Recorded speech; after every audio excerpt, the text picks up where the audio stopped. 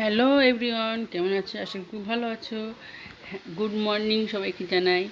দেখতে পাচ্ছ কালকে আমার বার্থডে ছিল 28 মে।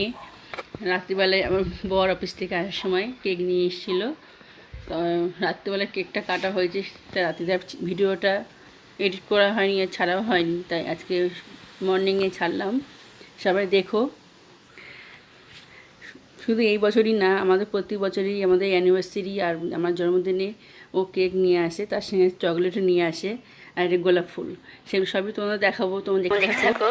আমার মেয়ে খুব কেক ভালোবাসে, তাই ওই জন্যই অ্যাকচুয়ালি বাবা কেকটা নিয়ে এসছে। আমি বলেছিলাম আনতে হবে না, তো আমি যখন কেনে ধরেছি তখন ও খুব ভয় পেয়ে গেছিলো আঙুলটা দেখে, কিন্তু বাট তারপরে কিছু হয়নি। তারপরে আমি যখন কেকটা কাটি তখন দেখে খুব আনন্দ পায়।